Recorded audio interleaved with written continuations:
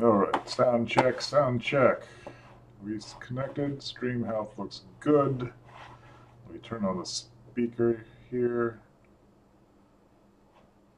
Alright, sound check, sound check. A little boomy, but I guess it will do. Looks good. Turn on the speaker here. Clean up some of this stuff. Sound check, sound check. A little boomy, but I guess it will do.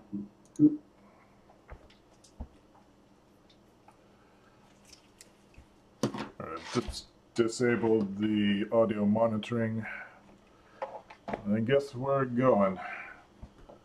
It's 4:14. I'm just gonna start. So it's Monday, April 4, and this is traditionally the day I do my second Groundhog Day resolutions review of the year, which starts on February 2nd, Groundhog's Day. That's the day when I make my yearly goal resolutions. I don't do them on January 1st because I'm not ready to do them then. It's, just recovering from the holidays. You're still catching up from last year's work. It takes me about a month, really, to get things settled. So February 2nd seems like a good day. I love the Groundhog Day movie, which is all about self-improvement and making changes to your life. This is the 10th year I'm doing Groundhog Day resolutions. They've had some impact, I suppose. I seem to be really bad about setting goals and doing specific things to actually make them happen. This year is a little bit more specific. So anyway, let me show you. Let me say what I need to do today, and I'll update the caption over here. So it's Groundhog Day, Resolution Day. What we need to do is 1, review what got done. And this means crawling through, my emails and any project folders I know I did. Emails, past blog posts, which for once there's a lot of because I've been trying to do a daily post every day. Or at least something related to it, so I have plenty of history on it. Secondly, write the frickin' blog post. And this sometimes takes 8 hours to do, and hopefully that won't take too long today because I don't really feel like doing it and I don't have the time. So this will be an excellent test today in under, let's say, 2 hours. I already feel that's not going to happen, but I've been wrong about time estimates before. We'll see how that goes. All right, so let me show my desktop here. And there I am in the corner, trying out a different webcam. This is a newer webcam, a Logitech 930E. And the advantage of this webcam is it has, I think, faster hardware processing on it, and possibly a better microphone. It still didn't sound that great to me, but hopefully that will do until I can figure out a better microphone close miking solution that doesn't lose sync, as I've had with some of the past videos I've been doing. So, alright, I'm already blanking. So I'm going to have to pull up some stickies. Where are my stickies? And let me see if I can set these to... I just discovered this option of... Hello? Being able to set which desktop it appears on, but I don't have the option for this. Oh, that's awful. Alright, so I guess I'll have to drag this like it's 1992 or 2000, whenever. Alright, so this will be what I'm going to do. So the first step, it's Groundhog Day resolutions. I am so easily distractible that I actually need to have something right in front of me on the screen sometime to be able to tell remind myself where I was. Maybe this is an ADD thing. I'm not sure if I have ADD or ADHD. I do have some symptoms that are often described with the inattentive type of ADHD. I'm not hyperactive at all. But I am easily distracted by thoughts. Got the resolutions, so I'm forcing myself to write, review what got done, and write the blog post. 4 minutes in, nothing's happened. Another thing I do to keep myself going is set the timer. 15 minutes. Just add some additional pressure that the live streaming part, by talking this out, it seems that live streams help me with this kind of activity, because I don't feel like quite so by myself. I work at home. All my interaction with people is through the internet anyway.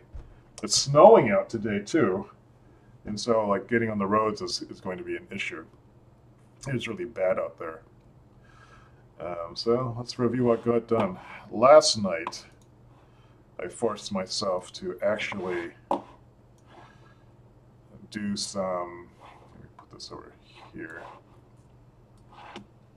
I actually forced myself last night to do some gathering stuff. Sometimes when I have a daunting task that I'm facing, I will actually break it up into multiple parts.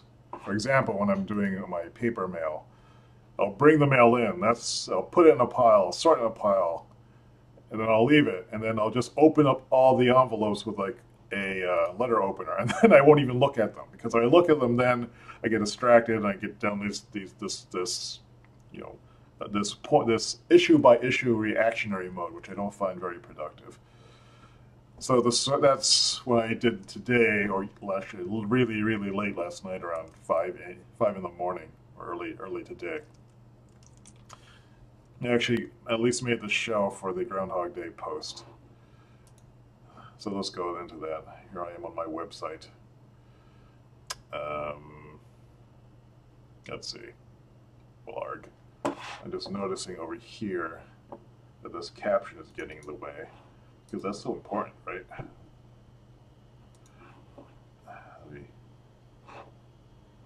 Resolution review. You're watching me procrastinate right now. Oh, I need to adjust this very important caption. That's better. Okay, so posts. This is my WordPress install.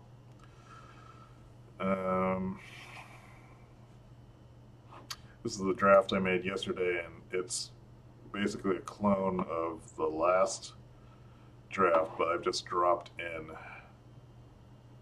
some additional stuff. Let's might as well preview this.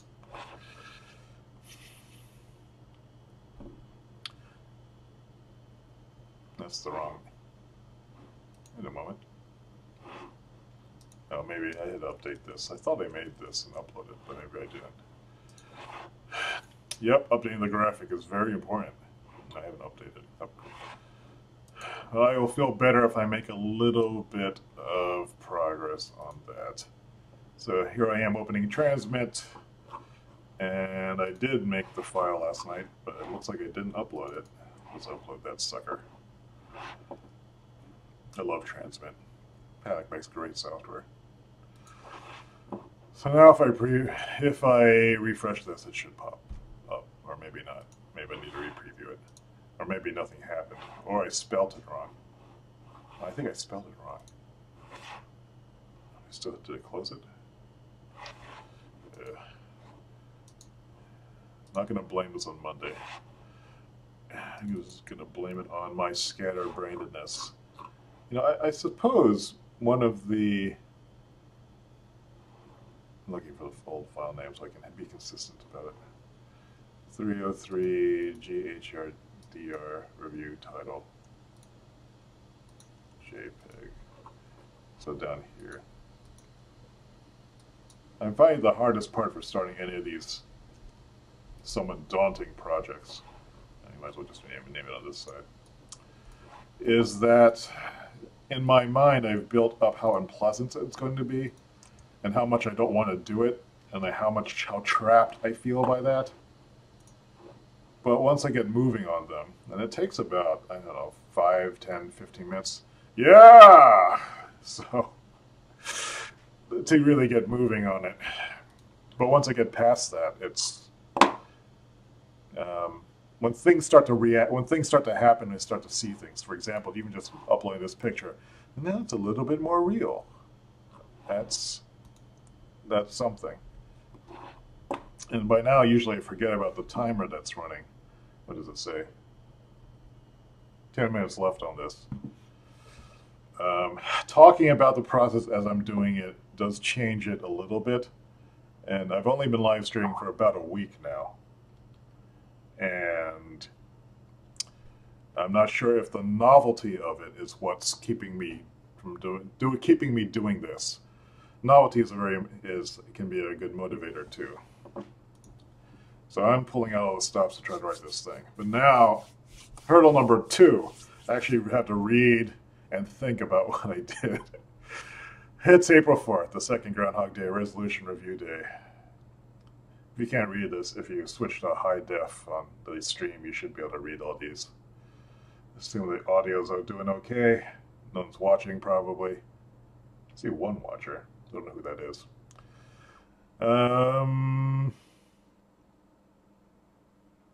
Last month I said I got more done than I thought I had, thanks to the obsessive journaling I do. I did embrace my weirdness last month. This month in summary, no idea what it is yet.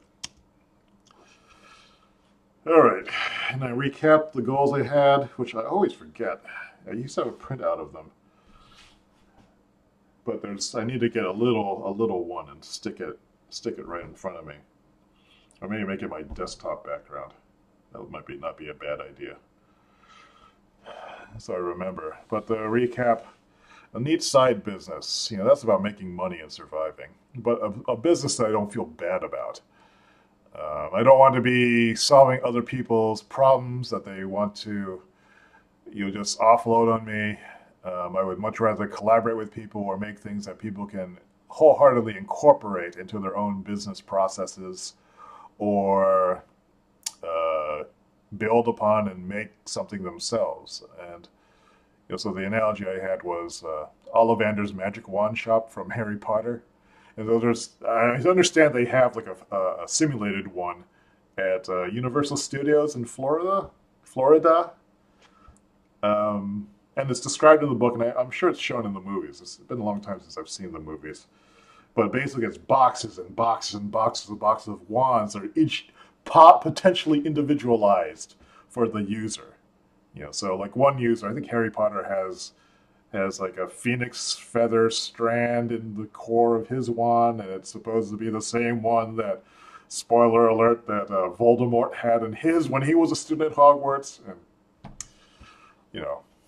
it'd be cool to make tools like that. And, I have my productivity tools, and there's still a lot of refinement I can do on those, and I could maybe make them into something that people really, really, really like.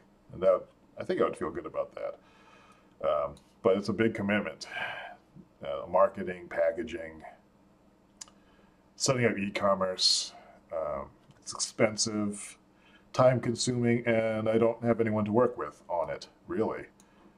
Someone with this blend of skills that I have and the interests I have. As I said before, I'm kind of a weird person. I have all these different interests and likes, and I have a weird combination of graphic design and code and, I guess, process. But that leads into the last goal I had. Actually, talking about this out loud is actually kind of helpful. The second goal is making progress on my 2024 goals, and those are those long-standing goals. Let me pull them up.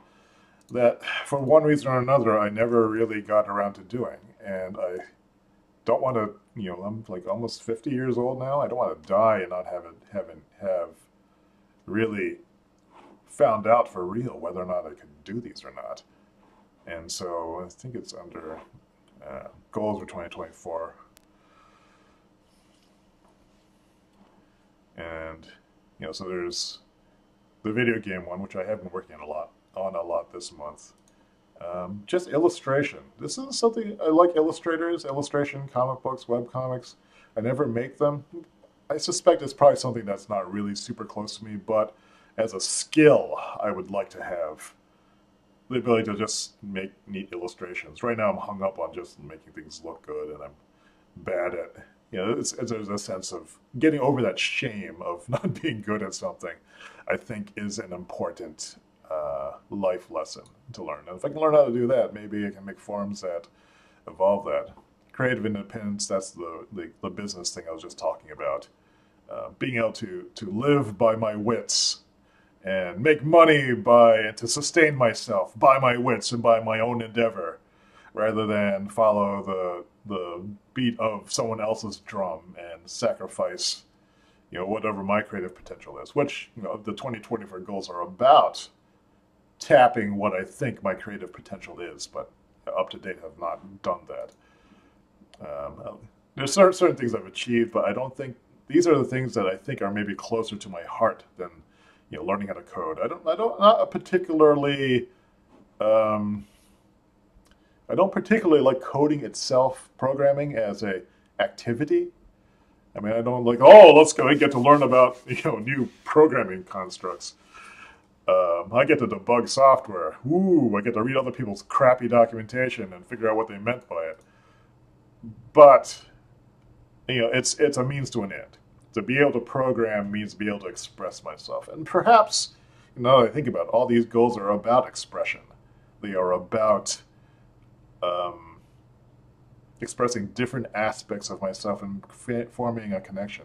For example, the composition one, music. I don't play any instruments. I took piano lessons from my mom when I was 9. Taking piano lessons from your mom probably is a good idea. But nevertheless, I find that music has a very interesting effect on me, and I actually love if I have to do animation, I love having the music track first because it helps drive the animation process for me.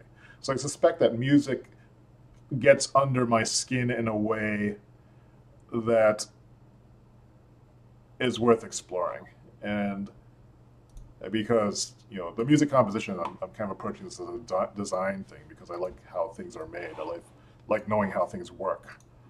I've also been doing the piano karaoke just to learn about singing, and that's been useful. And related to software, this thinking goal is about making thinking tools. This is kind of business related. I mean, it's right now. I find it like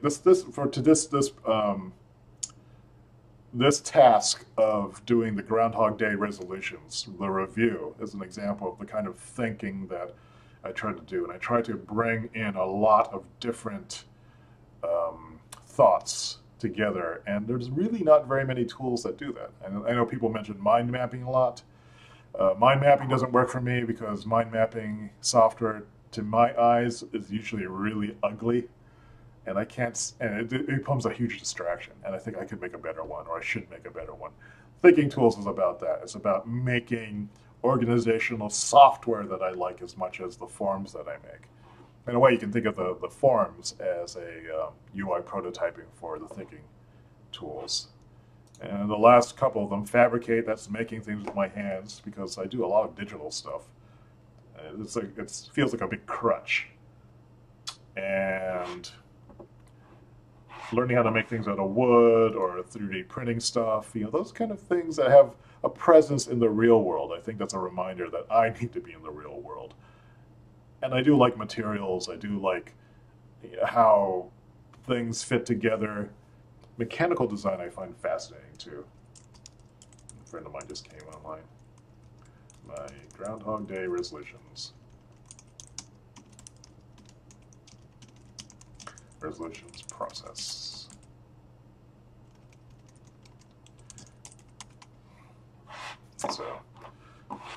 So getting back to here, those are the 2024 goals. And then sharing what I know and what I love. This is a reason. The motivation behind this is to express. Again, this is an expression issue, I suppose. To express things that I like because I think that's how you make better connections with people. And when I make better connections with people, I make better connections with myself. I find that I'm happier. But I haven't found exactly the right way of doing that. I mean, I could go to mixers or go to coffee shops or bars or whatever, but I don't know. I'm kind of a homebody sometimes, or a lot of times. this is one of the goals, excuse me, in which I think I'm just going to find out something about myself when I do it. So that's really what it is. So I'm going to get a piece of paper here. Oh, that was 15 minutes.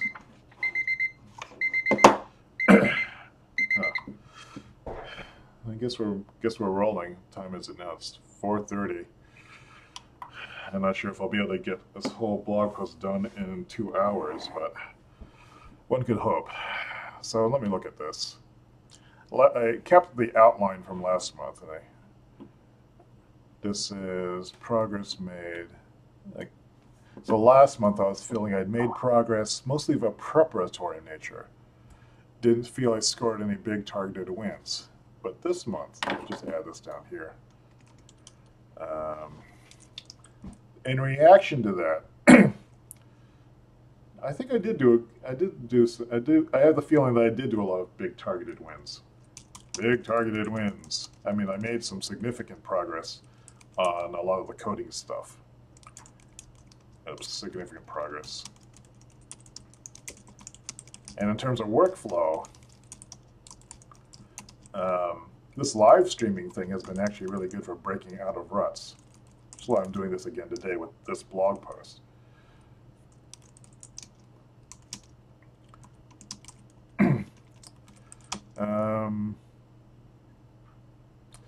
A reader last month did note that it's possible that I was undermining myself by taking on too many projects at the same time.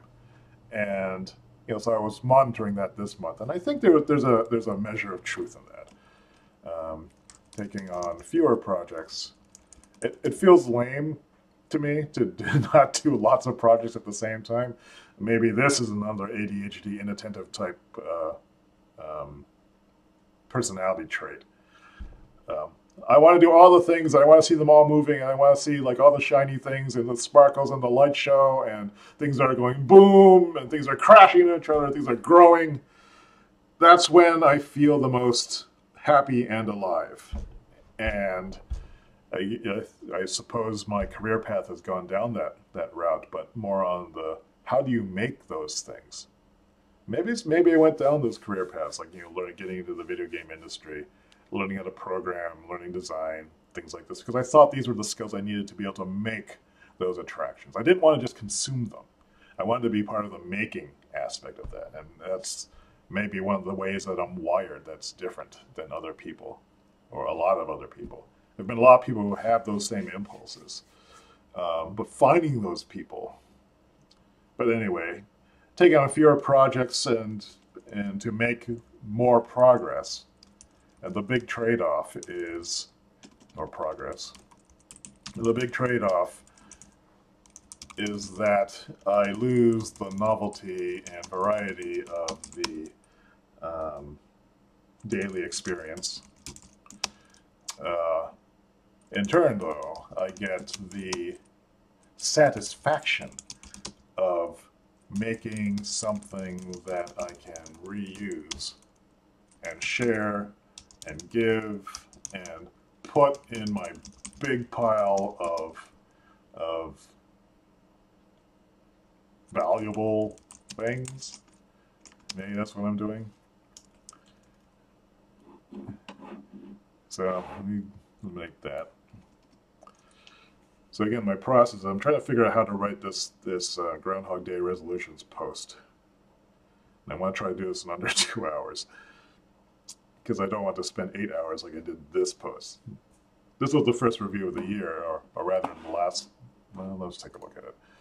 So if I go back to, again, I use my website as a reference for my notes all the time, because this is where all the writing tends to go, at least public writing. It's a little bit more refined than the journaling that I do, which I'll have to bring up in a moment.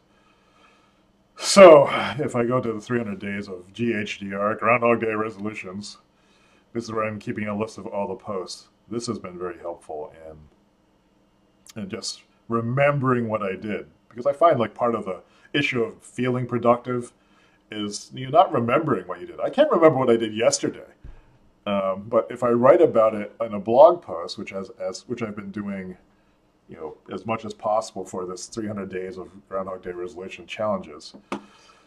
I can see what I did. I said, oh, I did that. Oh, and the day before I did that too. And then so forth. But I'm looking up the the March 3rd Groundhog Day resolutions, which reviews February. It's a lot easier to read, actually. I should put this on the other side. How do I do that again? I think I can grab this, and I can put that there. And then I can actually make this out to a new window. Oops, I guess I can't do it that way. Alright, let's try again. So here's my, make a new window here, and I'll copy this tab over here. Oops, I said I'll copy this tab over here. So these are the review ones, and then I should be able to grab this side, link that to there, and then put this one on the other side. Yeah, now we're cooking with gas. Although it's a little bit small. So here's my review post. Here's my editing post. I've lost the sticky notes, but I'll just keep notes in here. And then this was the Groundhog Day resolution post from the other day. One thing that's important to me is like when I'm doing this kind of synthesis work, I need the side-by-side comparison, which is why like programs like Evernote don't really work for me very well. You can pull up separate windows, but it has no docking support. Although now with El Capitan's split screen view, that actually can simulate that. So let's see where we are. Still, no one else is watching still. But the possibility that someone will watch is enough. And plus, I feel that I'm overcoming certain fears and anxieties, or the tendency to want to keep to myself, or the tendency not to share. That's something that I try not to let get to me. I mean, share all the things. I mean, someone might see it. Someone might get something out of it. Just that possibility is so important to me. So anyway, here's what was. I'm going to read this really quick to get the gist of how I was feeling last night. I really hate reading my own work. So this is kind of an effort. I'm sure a lot of people watching me read my own work is even less exciting. So my eyes are just not even focusing on. I feel my progress. One thing I do as often is I'll just highlight things. Doesn't feel like I scored any targeted wins. I might be spreading myself too thin in play. I might be undermining myself by not being more focused and deliberate. This is quite possible. A bit depressing. As I said, I like the novelty and the variety. But then I made the list of what I did last month, which I've completely forgotten. I initiated this Groundhog project. I did do some music composition kickoff stuff. A lot of kicking off stuff. The editor project I haven't looked at in a while. Need to write that down. Editor project. That's the related to the creative business. I mean, they have a lot of writing on my website that maybe could be repurposed into something that's easy to find and easy to download and easy to share, which is like those are properties of successful digital products. Serious software development kickoff. Don't remember what I meant by that. It probably means taking myself seriously as a developer. Since I play around with so many different things, I do design, I do UI design, I write, I'm forced to do web development at times. But I have not worked as a professional software developer, for over 5 years in some company. And when I've worked at game companies, I've done a little bit of design, I've done a little bit of coding, and project organization. But I have never been that guy or girl in the cubicle who's just coding for 5 years and getting really super good at the environment. And in fact, I hop around between environments. So, I started with AppleSoft Basic in the 80s, 652 assembly language a little bit, then Pascal, then we came after Pascal. That was a waste of time. It was probably some variant of C, which I didn't really do anything serious in.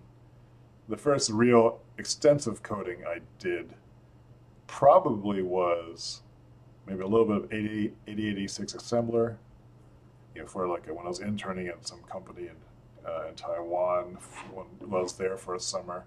I don't even know how I got that job. I didn't speak any Chinese. But the first projects, I started doing more scripting stuff in Director, which was like, by comparison, very easy. Then went to Flash. Then went to, what was after that? Oh, C#, which I like. It's a great language. A great environment too. Visual Studio, the development environment for Microsoft is wonderful. And now I'm doing the JavaScript stuff for this Play project, which is a National Science Foundation grant, a second in a chain of, well, hopefully a chain of grants involving educational software development for kids running around in a big motion track space. I did soft open to the Living Room Cafe. That's a social thing. This is the Living Room Cafe, which is a big mess, but I've had people over here, and I have the table set up, and I have all this gear, and this is turning into, it's something I hadn't planned, but it's turning kind of into a co-working space in my head, which was the idea. But it's like almost like a co-working agency. I have so much gear that I've collected over the year. I've got microphones, I've got my sister's lights, which I took back after after I gave them to her with these continuous lights. I've got, digital SLRs, I've got microphones, I've got keyboards, I've got tables. What I need is a big-ass TV screen up here so we can share our work. And, so I'm starting to meet people locally who I might want to have come over and work on projects, or at least share stuff. So that's very exciting. So, but then this month, what got accomplished on that? Well, let's take a look over here. Go back to another tab. What was that? That was challenge.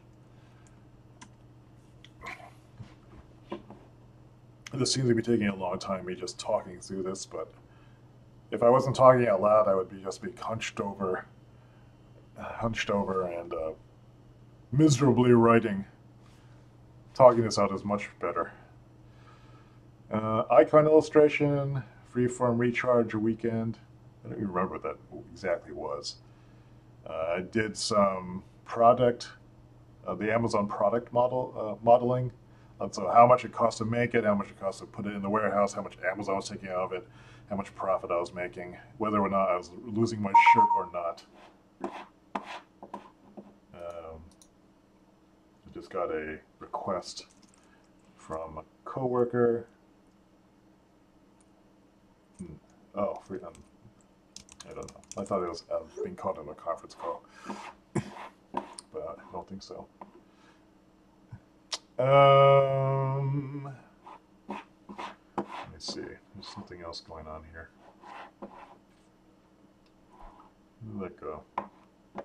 Pardon the delay. Yeah.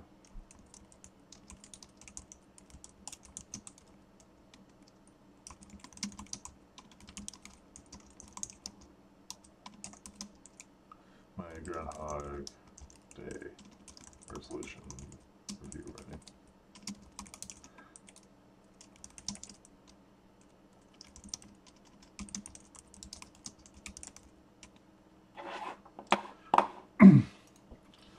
Anyway, stream health looks good. Let's check over here. Make sure that nothing's dropped.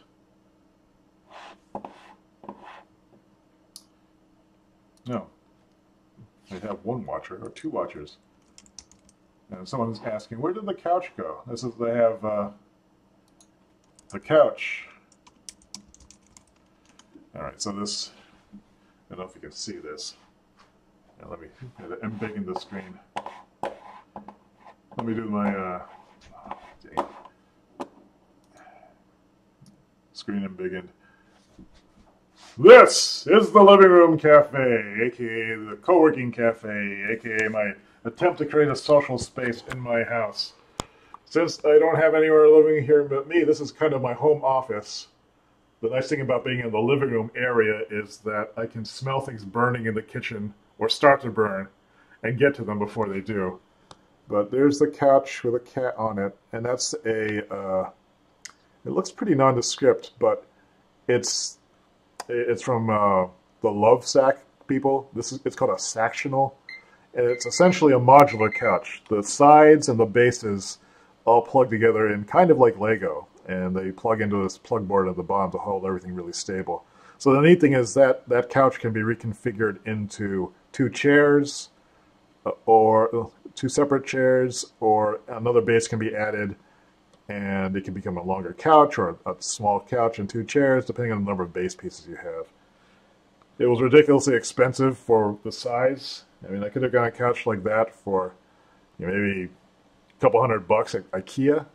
That was like almost, I think, over $2,000 because of the custom upholstery options and stuff. It's not even really fancy upholstery, but I've been able to reconfigure it in like 3 or 4 different ways. And it has a lifetime warranty, and it's really stable, and I really like the flexibility of the design.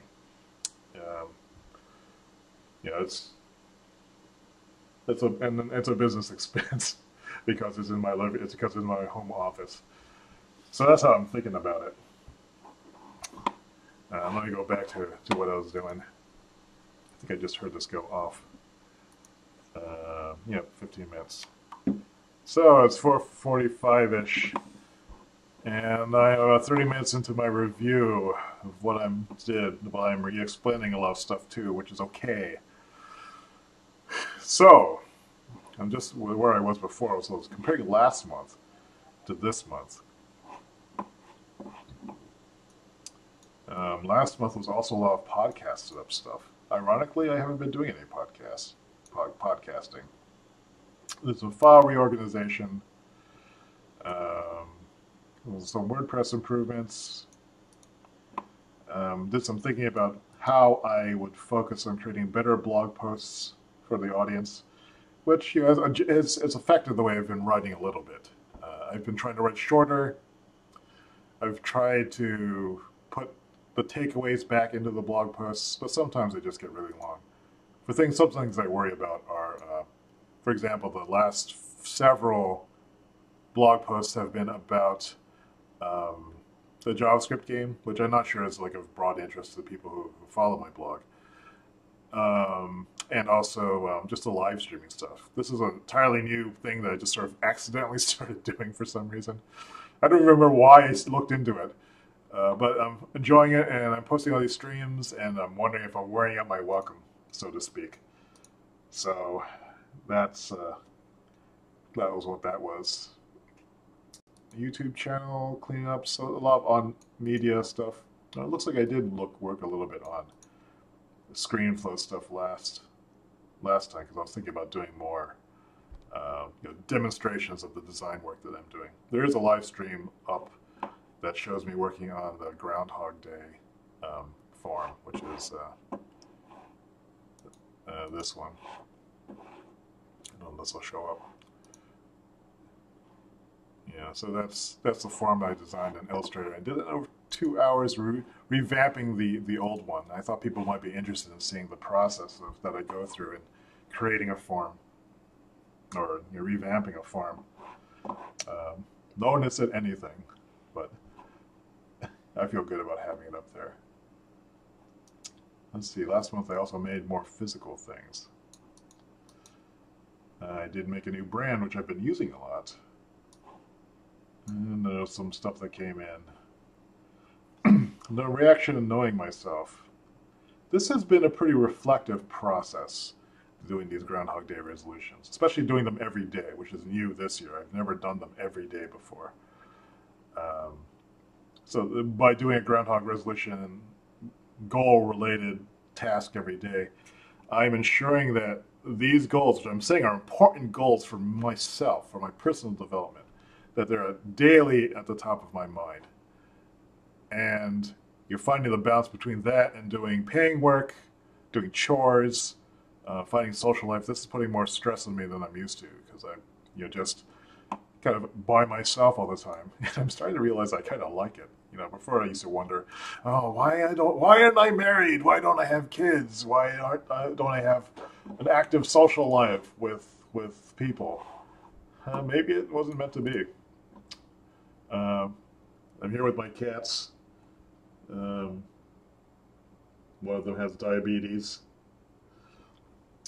so that's plenty of care, I suppose.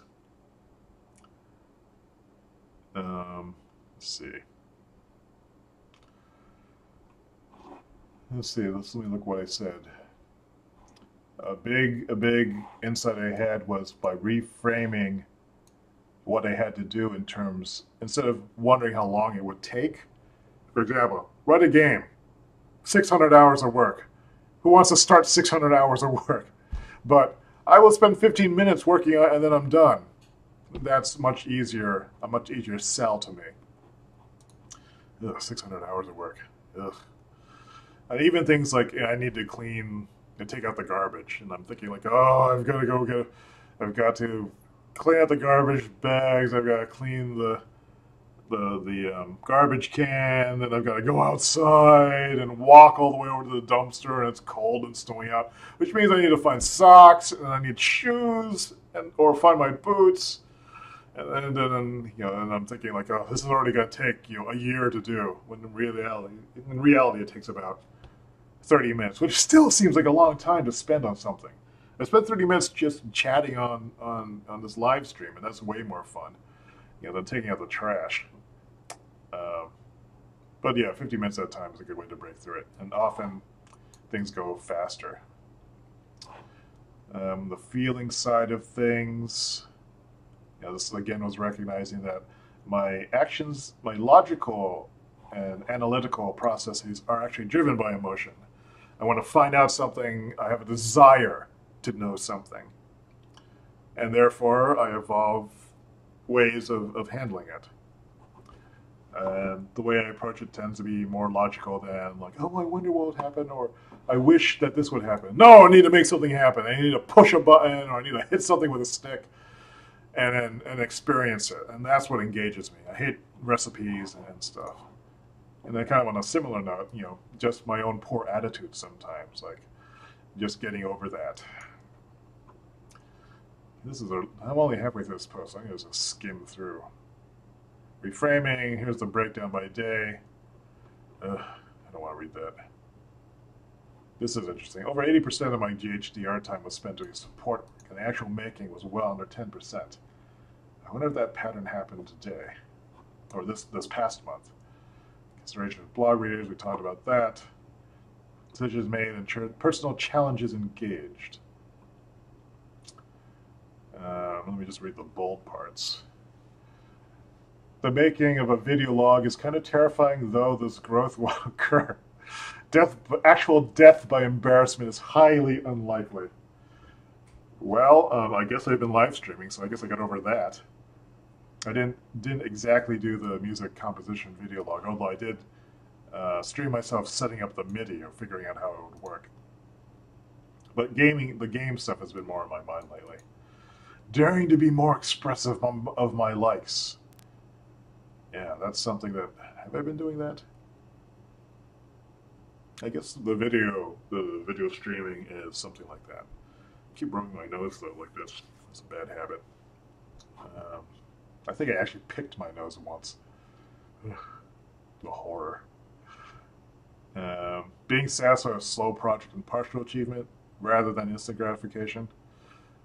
I don't think I will ever do that, now that I think about it. I am never going to be happy with slow progress. I hate slow progress. However, there's got to be a way of reframing it.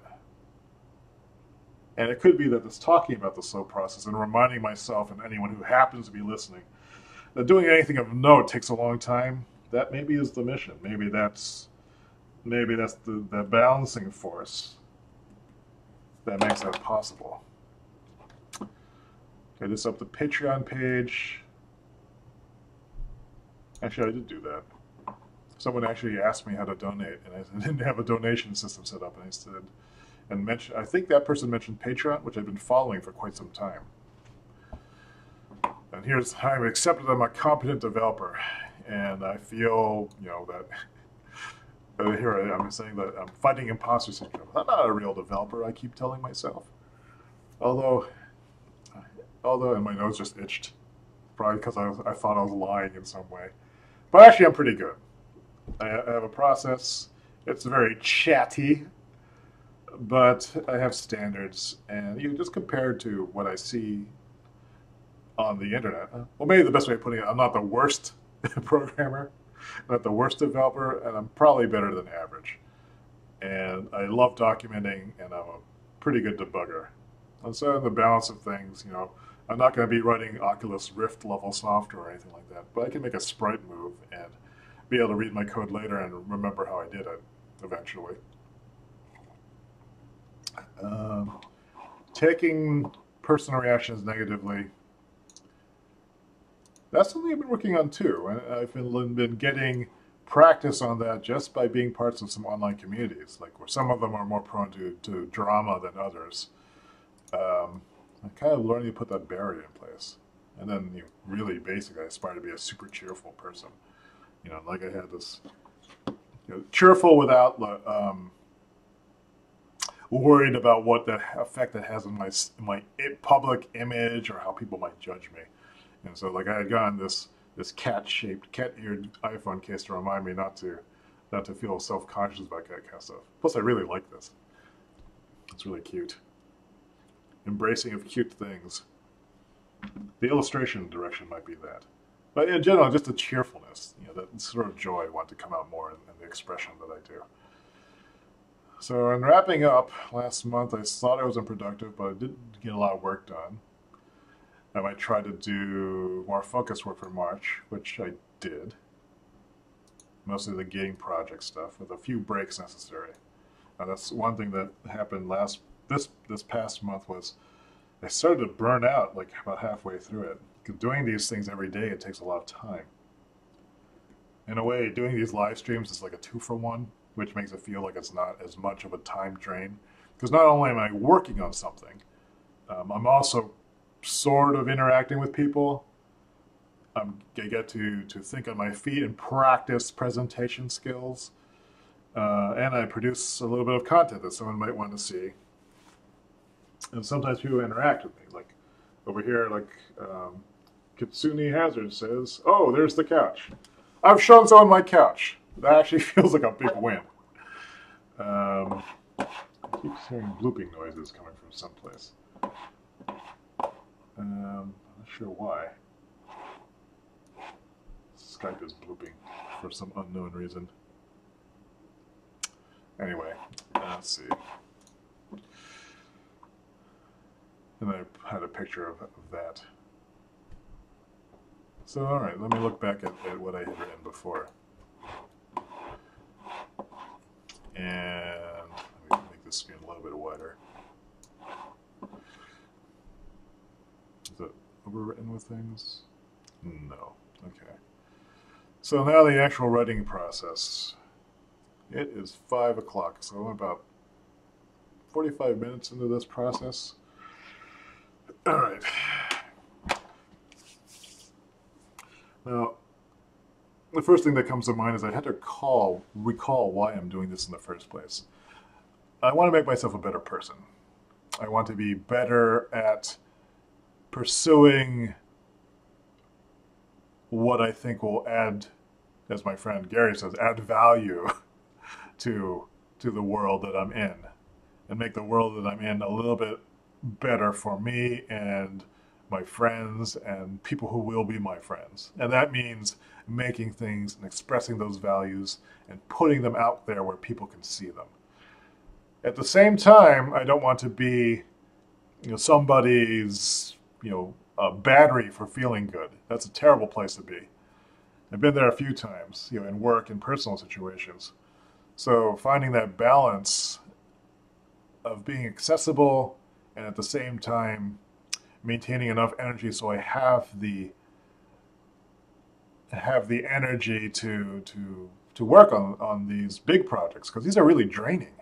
I mean, if you're talking about doing 600 hours of work and then to make a video game that might suck, that probably will suck. Everyone won't like it. It'll be, you know, those are draining thoughts. That's the negative attitude I was talking about before. You have to embrace the small steps for what they are. Making a small, perfect squiggle. So like we made like a really. So I made a squiggle. I could spend an hour refining that squiggle into like something amazing, and I need to remember that I have that ability to do it. But that means not doing other things, and that can feel a lot like a trap as well. But I forgot what I was talking about. But anyway, all right, the goal of doing this. Actually, let me close this window on the side and let me open up my Quiver notebook, because that's probably good to use. So this is my notebook for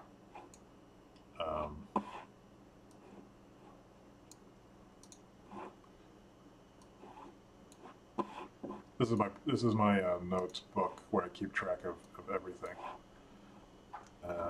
So like, I have notebooks for each of these, and the thing I like about this is it allows me to use a format called Markdown, which I'm very familiar with. I'm already using Markdown here in this blog post, for example. But I can flip back and forth and see my various thoughts and things. Very similar to Evernote, but it has a lot more programmer-friendly features. If you're nitpicky about how you format text, this is much faster and it gives you more control than using a rich text, Microsoft Word style or even Google Document style editor. At least that's my feeling about it. So let's see. I'm in my continuity journal. Let me choose. Where was I before? GHDR 2016 review day. That was the blog post I last time, I think. And these were the notes that went into making the new making that blog post. So I probably should make another one here. This is April 4th. View. And no, I'll just kind of keep notes in it, but I could probably just do them over here. So I'll just keep that open in case I need it. But actually, oh, okay, I know it. So I have a bunch of text here that's just kind of a collection, but I need the higher level view. Higher level view. I mean, the goal of GHDR is to make the world and myself, that sounds so pretentious, a little better through my actions and contributions. That's the highfalutin way of putting it. What's more accurate, perhaps, from a selfish perspective, is I don't want to be bored. I want to see interesting things happen. I want to be part of making interesting things happen. I don't want to be a slug that just soaks up sugar water all day. Is that really what it is? Groundhog Day resolutions? More practically,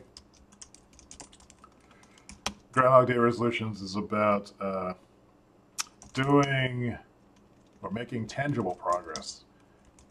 Or this year, it's about this year, more practically this year. It's making tangible. By tangible, I mean visible progress, something that other people can see.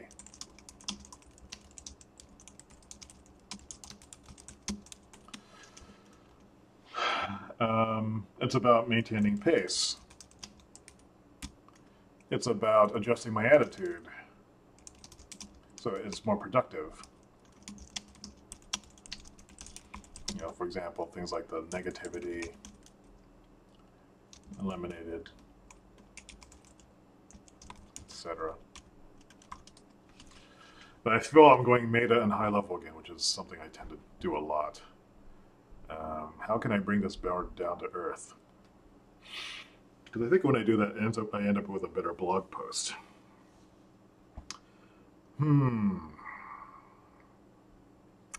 Well, I'm not sure what that means, but maybe it will come out if I look at the projects. So here were February's projects, and then here were March's projects. And I believe I even broke it down by blog post. There are insights, and there are things I did. Let me just turn that into March things I did. Let's sort this list. I did this yesterday. It took hours. Ugh. Don't think about it. So there's prep stuff. Cook for others, which was rendang curry. Modeled profit, that's business stuff. Reviewed old code systems. Built a new JavaScript workflow. Wow, I did do that. Ported 1401, the game engine, to the new workflow. Had a Music and Friends day in my living room. Got to see how the space layout worked. Some insights.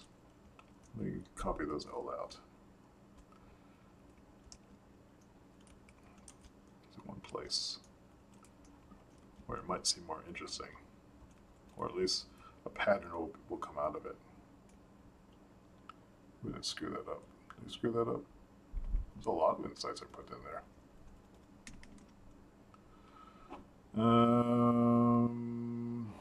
March Insights, let's call it. Of course, I don't remember anything that I wrote yesterday, which means I need to reread it. I'm also fasting today. I had to get a blood test tomorrow, and so I'm enjoying a cup of hot water, which is lukewarm now.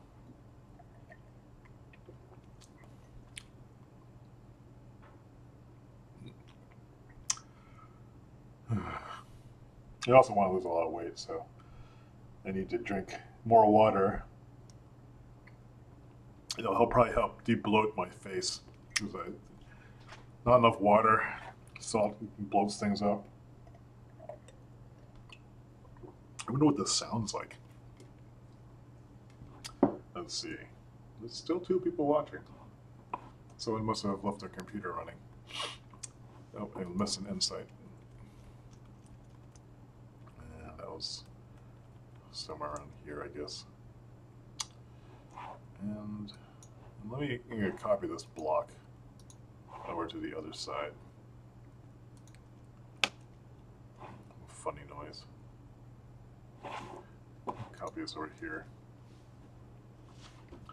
So we can do a side-by-side comparison. Let's make it a little wider. So, let's look at the insights. Let's just try grouping these. Probably it's not. Give it a little bit more space up here so people can see that in the middle of the screen. Hot water makes me burp, I guess. Recharge time through seeing what other people are doing. That was the big insight. The insight being that this adds energy to me. I love seeing what people are doing, I guess. I love seeing people break through their barriers, and I love seeing people expressing their creative selves, their creative, authentic selves, their authentic selves even. And if I spent one, so the backstory on that was, I was feeling kind of stir crazy, being at home for like a week and not going out. And so but I had no idea what to do either. No, I didn't feel like going to a museum or seeing a movie or anything like that. So I just decided I'll just drive. I'll drive west until the feeling passes, or doesn't. And it ended up that I just stopped by different stores and talked to some store owners and saw some things I hadn't seen before, which gave me ideas for that. And after about 45 minutes, I was fine. And I realized that what the feeling was coming from was a sense of connection with creative people. Another big insight was the tonality of being creative. And so, like when I was talking about being expressive before, um, having a positive attitude toward things, being more joyful, that doesn't come out in my writing a lot, I think, and on my blog. And that's a shame. I would much rather, I want to find ways of connecting with that better. And I realized that when I think I've been the most successful in doing anything, it's because the tonality, the way it feels, the aura of possibility. That is what the draw is. It's not that look everything lines up or this is an effective way of doing that. That works for some people, but that magical point is the tonality, and there's probably another name for that. Magical point. And on a related note, balancing process with cookies. That's creating not a purely dry biscuit of a blog post. Like, here's 25 different ways of organizing your file folders using a number of conventions. Or here's the meticulous, like long and drawn, boring way that I do something. I tend to produce a lot of things like that, I think. Seeing the dwindling blog traffic, that's kind of like I think that's an indicator of what's happening. And also the media landscape on the internet is much different than it was when I started. Attention spans are shorter, media is much richer and more condensed. And to really stand out now on the internet, you need to have a highly produced, highly shareable, easy to describe piece of content to get those big numbers then. But on the other hand, now, if I think about it, maybe the numbers I have are the same as what I had before. There's just so many more people on the internet. That's interesting. Let me just say it's making yummy content. Let's call it that. Live streaming is like co-working. This has been really good for motivating myself to work because I don't feel so isolated. You can do a lot of context switches. That was from that day that I did 6 different projects in the day, 15 minutes at a time, which I didn't think I would be able to do, but it was apparently possible, although it was extremely tiring. Apparently I like talking and solving problems. These are all kind of related to the same thing. This is about burnout. I'm grouping these into the patterns I'm starting to see.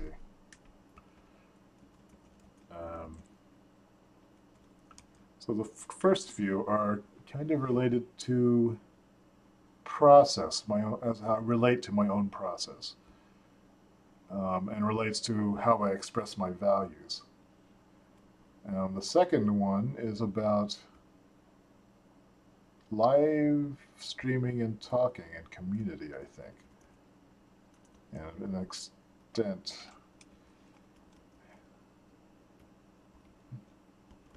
Tonality wins. So really, it looks like there's 2 major insights there for this month. And then there's a few kind of random observations.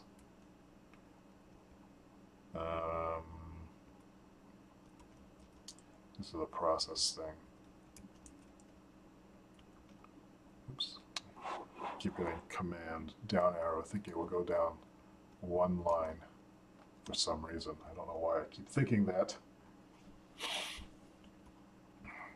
And remember to keep my mouth closed if I'm not talking, so I don't look like a mouth breather.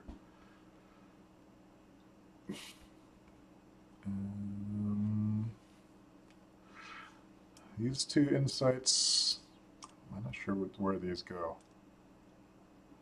This is under the internet is amazing.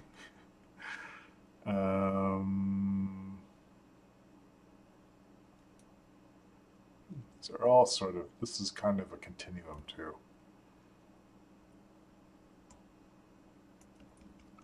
I'm going to put this one with the recharge time. Tonality, being creative. Tonality. Balancing process with cookies. Journaling is critical process.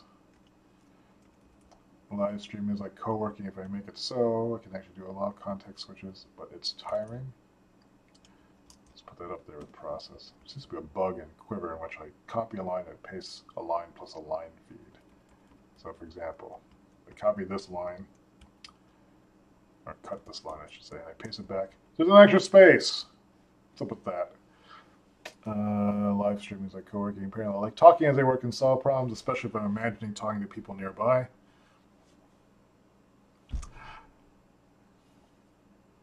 So, okay, so I would say that these are about extending my community, or extending my presence, or having a presence even. Having a presence for potential engagement. That sounds like so toolish, the word engagement. For potential spreading of fun things. That's kind of how I want to feel about it. So tonality again, that's the tonality of what I want it to feel. Tonally, it's for potential spreading of fun things. The J, and then this third group, the daily GHDRs are taking a lot of time, balancing process cookies, value for all. Journaling is critical to my process.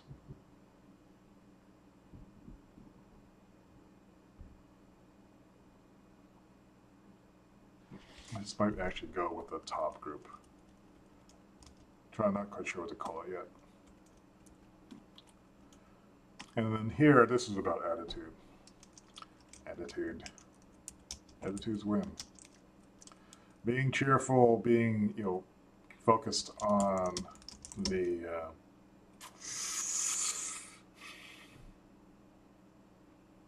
way with which one conducts, expresses, conducts/expresses.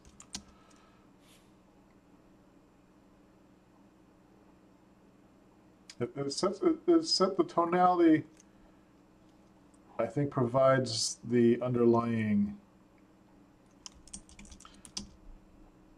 not sanctuary. There's something very comforting about tonality. It's like if someone says, you better do that, you better not screw that up. Or like even as passive aggressive, like, oh, I hope you don't mess that up again. Or even says, that's nice. That's really good. Just those reactions. Those are enough to create doubt, create uncertainty in what one is doing. I mean, it's kind of a big deal in the sense that I'm even live streaming this process. And I think what's giving me strength to do this is that, well, one, no one's watching it. But I'm saying that jokingly. But really, it has more to do with I want to put out an authentic thinking, writing experience, and maybe someone will benefit from it, or maybe someone will see, like if they look at my work, and sometimes people will look at my work and they say like, wow, that's amazing, like you must be so smart and skilled and all these things. When actually the process is really messy, I think it's important to show that mess. And especially show the attitude that goes with that mess, an attitude I am working on and improving. And so this is part of that process, that sharing part of it. And sure, I'm not going to be the best programmer. I'm going to mistype things, and I'm going to fumble over my words and sound dumb sometimes. But this is how people are. You can get so much done with a good attitude, and with good people with good attitudes. You need to surround yourself with those people. You don't want people who, like Milton Glaser, a graphic designer, said, are toxic, that they drain you. And you can tell if you reflect upon time you've spent with someone. Afterwards, do you feel energized, meh, or drained? The ones that are meh or drained are the ones that aren't as important. I mean, the ones that are toxic, the ones that drain you, those are the people you need to stay away from in a working relationship. And maybe even in personal relationships if you can afford to do that. But if you can't, then having the persevering attitude of positivity, which is easier said than done. I mean, that wins. And so when I'm talking to people, when I'm writing about things, I try to be real about how I'm feeling about it. Like, I'm down on this, or I'm uncertain about this, or I'm anxious about this. But underlying it all is that sense that, but it's not actually killing me at this moment. I'm actually in a place where I have the means to do something about it. And if I don't, then, maybe there's no sense in having a negative attitude about it. And I find that if I maintain the tonality, with positive attitude, but the tonality is what I focus on rather than what I produce. A lot of people today are focused on what do you produce. What did you do for me this week? What did you do for me today, not yesterday? What is it that you can sell me? What is it that you can make? What is it that you can guarantee to me at a price I'm willing to pay in the time frame I demand? And that's a prevailing attitude. And if you're trying to be creative with that attitude, or in an environment where that attitude is like just kind of coming from you all the times, it's really hard. And then you put on top of that like the stresses of just existing, and it's amazing people get anything done at all. They end up watching TV all the time, and I'm sort of getting off topic here, but the short answer for this is that I want to have a tonality that helps me be the person I want to be. Provides the emotional base, I don't know if that's the right term, to help me be the person I want to be. And that seems to resonate. And this top, in fact, resonates so much I'm going to put this at the top of here. And then after that, I might actually have 3 things to focus on in the blog post. It's 5:26, getting on to 30 minutes left. I might not be able to eke it out, but it might be close. And, my stomach is rumbling because I'm starving. I should have started fasting not quite so early. I think I need 12 hours. 12 hours minimum if I'm going tomorrow morning. I guess I could eat until 8 o'clock tonight. But, I'm going to see if I'm going to see what it's like to fast for over 24 hours. I do this every once in a while. It's kind of a good reminder on what it's like to feel hungry.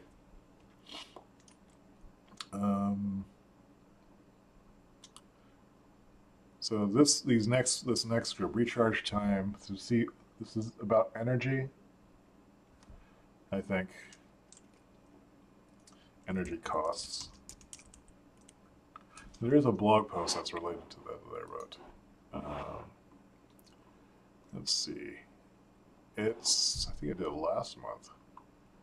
I had made this diagram. I don't think it was a GHDR post. I think it was something else. Where's my menu?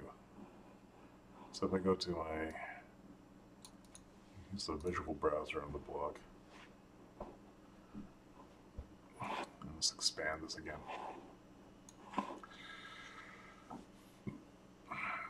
Did I draw a picture of it? I think it was a purely text post. I can never find anything in my own blog. I do like looking at this, though. When did I remember it? When did I do this? Combining opportunities. Clarifying website focus. I'm never going to find this. Let's see my search. What's going on up here? That's a bug. Maybe it only happens that when this is showing. There's this built-in search feature that's supposed to work. Well, so one thing I did, it was I'm trying to remember a phrase from that article. The article was about the things that energize me. I think I used the expression "say unit."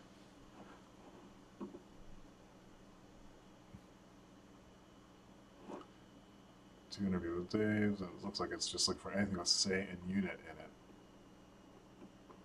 This is going way back. Let's see if Google hasn't screwed its search up. Ugh. What? There's actually a unit that's called a say. I hope it's a... No, not. It has an index. The say unit. Maybe I said Dave unit. Yeah, okay, this is it. Yeah, I drew this diagram. And so in this, I really should make this into a diagram. The Dave unit diagram.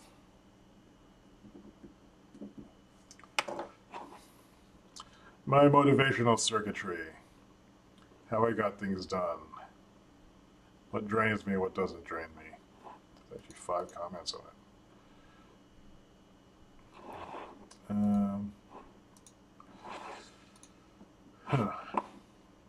I forgot what I was doing. Something about energy costs. This reminded me of that. So I need to sum these all up somehow into a blog post thing. So I think we can just start writing it. Alright, so actually I don't usually write this way, but we're trying something new. So I forgot to start the timer again. It's 5:30. I'm so hungry. But don't think about it.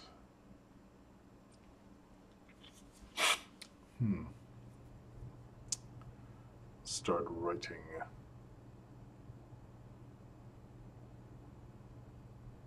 Blank, blank, blank. When you're blank,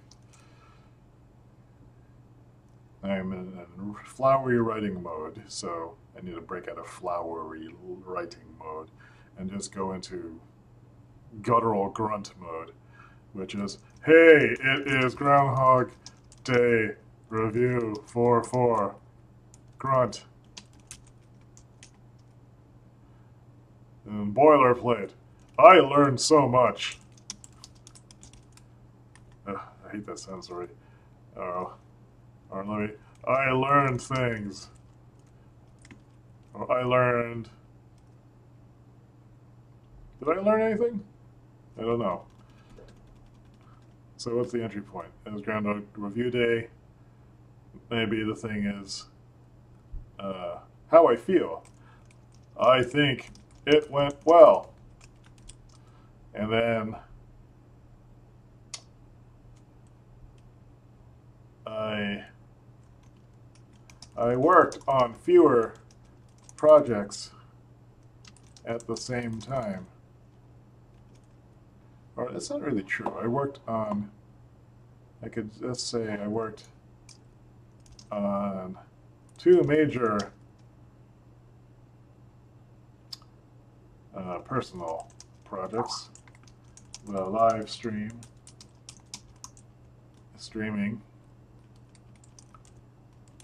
and the video game. I learned new process.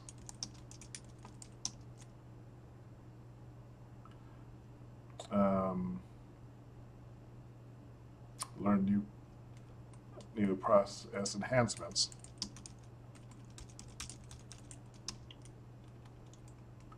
Which were the live streaming. And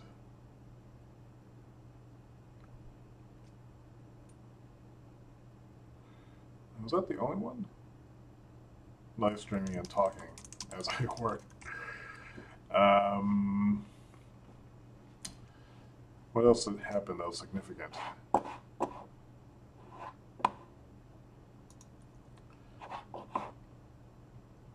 My exercise tonality. My tonality. And then there's all the incidental stuff, which I could just like put into a garbage. Then there were other things. Other interesting things that I will mention. Like, oh, this, there were some new insights. There were insights into new directions. Co-working, virtual, co-working in a Slack channel.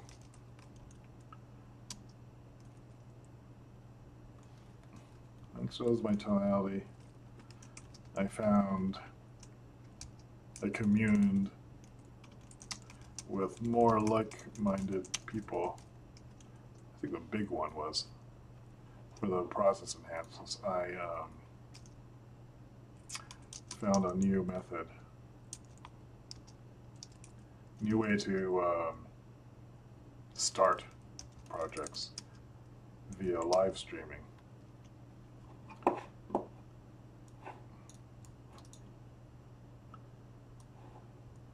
In fact, in a way, this month I've done more. I've effectively started more projects that I would have delayed over and over again because I've decided to live stream it. And I'm not sure if it's the novelty yet again, but it's cool to use the software and have everything set up. I'm just worried that my internet cap will explode. And it'll cut off my internet from using too many things. So let's see. Hey, it is Groundhog Day review. Grunt. I think it went well. I worked on 2 major projects. I learned new process enhancements. I exercised my tonality. I communed with like-minded people and was inspired by them.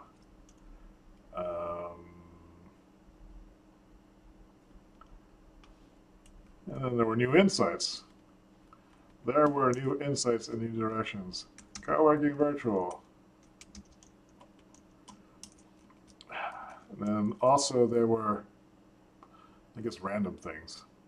But those will probably just come up as I go through this. Let me... Well, I can laundry list this. Technical achievements. Colliding bullets in the JavaScript game. New workflow in my JavaScript development. Did I do microphones to this?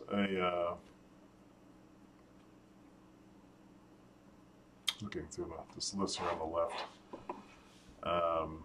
Oh, a whole new media presence through live streaming video. Just have the major things. I'm going to just call these achievements. I'll just live in the 3. There's a lot of things that happened, but you can kind of read about those already in the blog posts. This probably should be a high-level thing, really.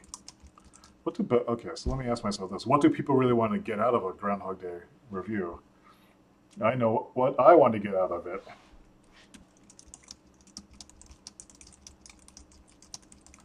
I want to get a more accurate, or have a more accurate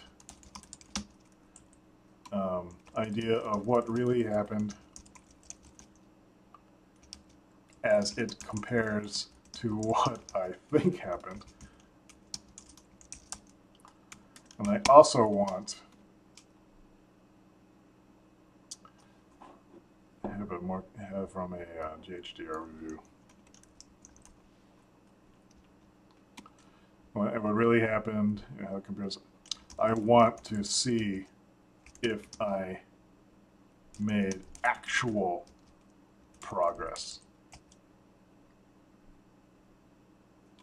toward the stated goals. So also something I need to do is remember what I was doing. Remember what my goals were. See if I have made actual progress.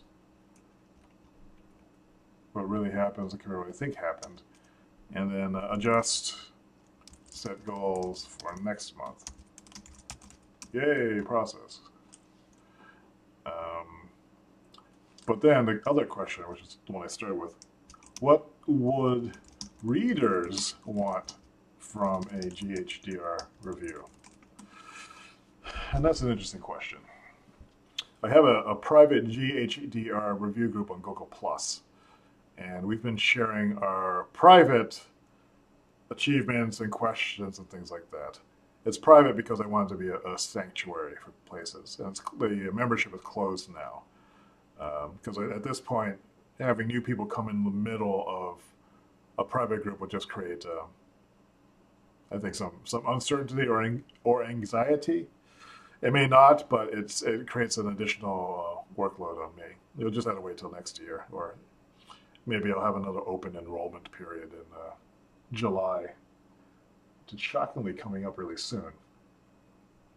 So, but what do readers want from a GHD review? Well, and what readers want these days, I think, is they want to go to a place, they want to get a guaranteed nugget of something that's going to be awesome or helpful for them.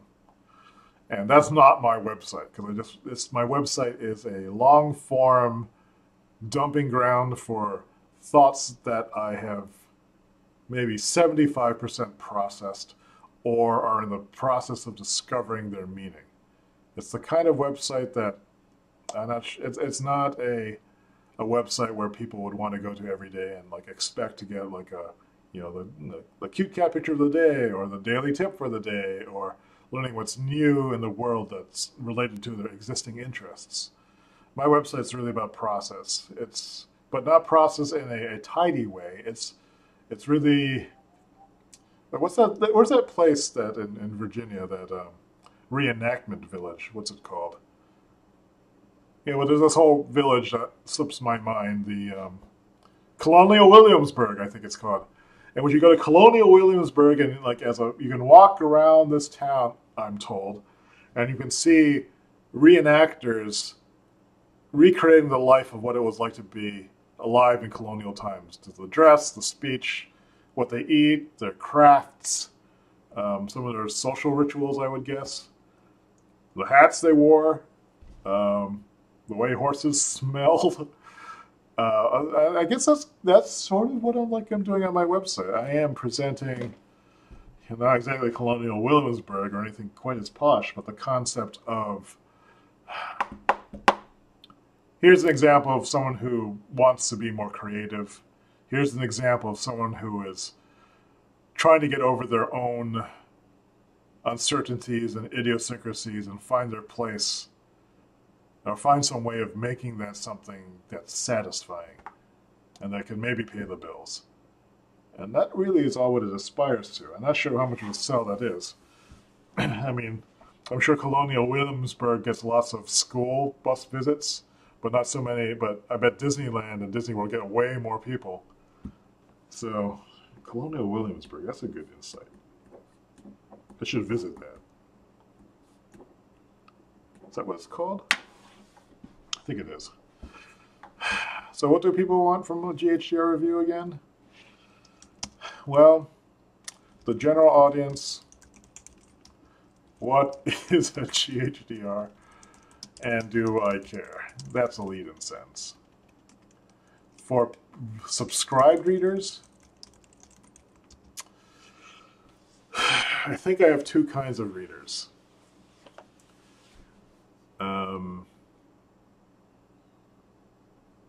One of them is interested in productivity forums and actionable tips, and maybe the insight and the application. They're looking for ideas, I think, that they can apply to their own process. So maybe that's the nuggets GHDR that applies. They can use immediately. And then other subscribed readers, I think they're actually just like the way that I talk about things. This is the tonality issue again. Until I was really conscious of it as a concept, I didn't really think of it as an actual draw, but it's one that I want to emphasize. It's maybe the tonality of being inspired to do things, make things. Maybe it's even like, there's someone that's like me who's like trying to deal with these questions and doesn't have all the answers, but is willing to talk about them.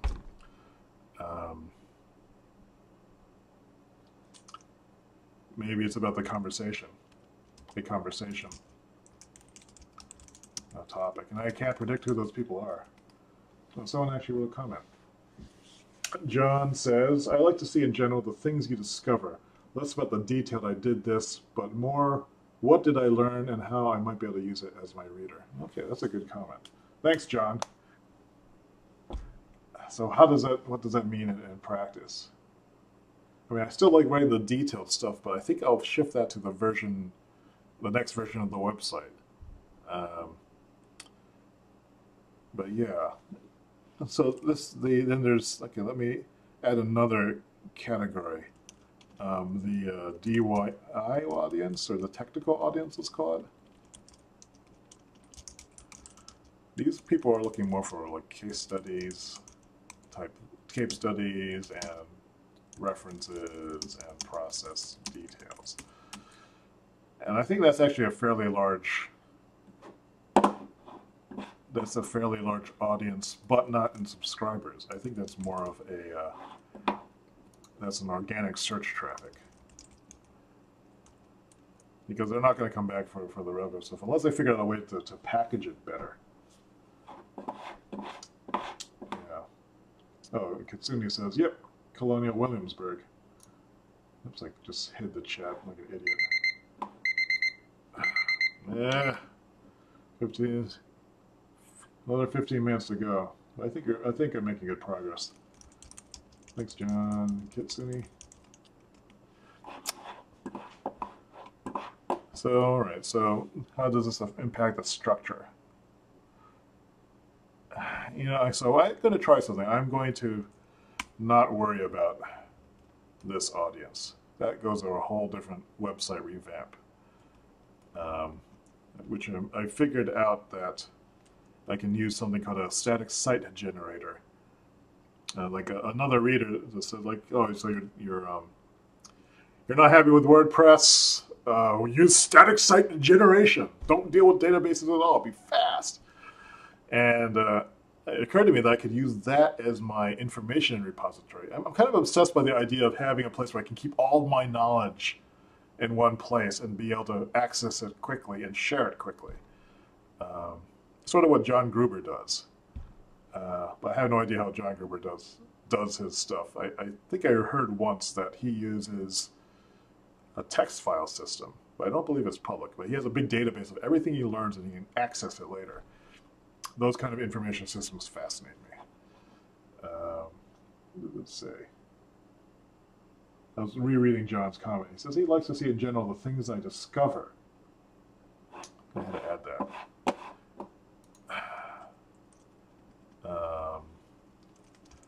Maybe that's part of the tonality too. What did I discover? What am I discovering? And so maybe the share pace of that is it's just like there's a thing. Here's why I think it's awesome. Here's what it looks like. Here's how it applies.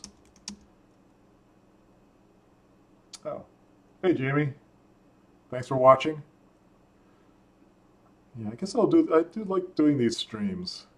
This is interesting because I have never tried talking through my GHDR process here.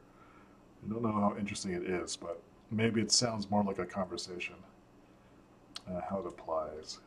Although I'm like super distracted. And I need more hot water. This hot water is now cold water. All right, so we're getting somewhere. Now let me start the timer up.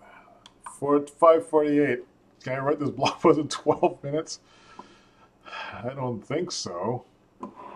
So what do readers want? So I'll use these to keep in mind how to structure it. So basically the topic is, hey, it's Groundhog's Day. Grunt. My impressions, I think it went well. And I'll keep this at a high level.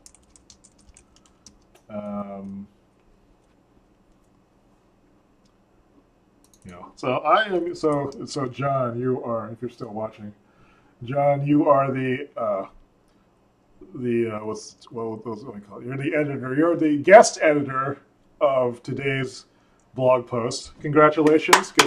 Everyone give a big hand of applause for John, because he said something that now I can kind of focus around, I think. But then we want to inject discoveries. And so there's a whole different section of that. And that could just be the kind of random stuff. I don't want to go over these too much. I'll just mention what's cool about them.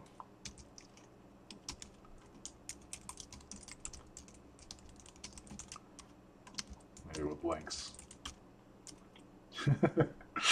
Yeah. But now I put John on the spot. Jamie, clap for him. That's awesome. Let's see. I did get a new monitor. That might be fun to talk about, but I don't know how popular those kind of things are. All right, I'm done pussyfooting around this thing. All right. Boom! It's April 4, the second Groundhog Day resolution review day of 2016.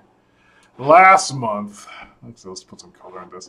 Last month, I was tentatively pleased by what happened. Surprised, even. To quote myself, bleep, got more done than I thought I had, thanks to the obsessive journaling I do. I am so weird, but somehow I seem to be managing. Fingers crossed. This month has been more of the same positive feeling.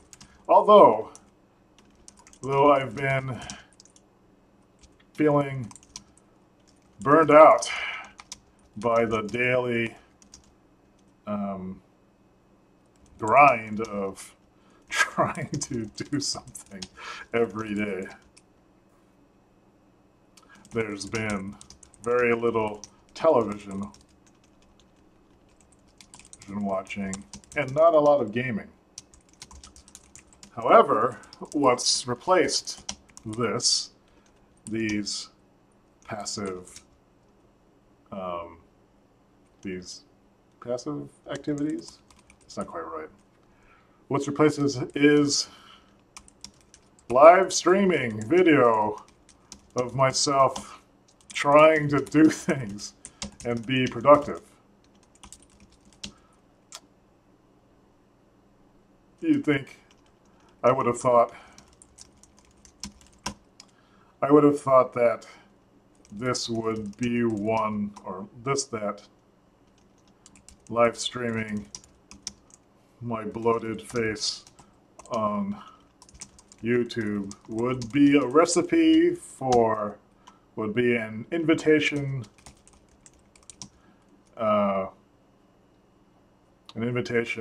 to the demons of anxiety and uncertainty and being called fat. So far, though, that hasn't happened. In fact, I really like it. It reminds me of the days when I started blogging, way back in 2005, when no one was paying attention.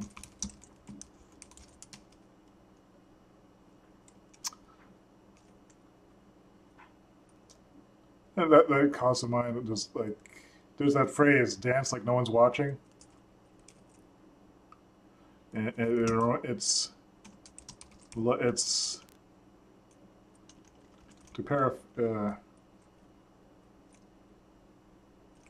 like I'm dancing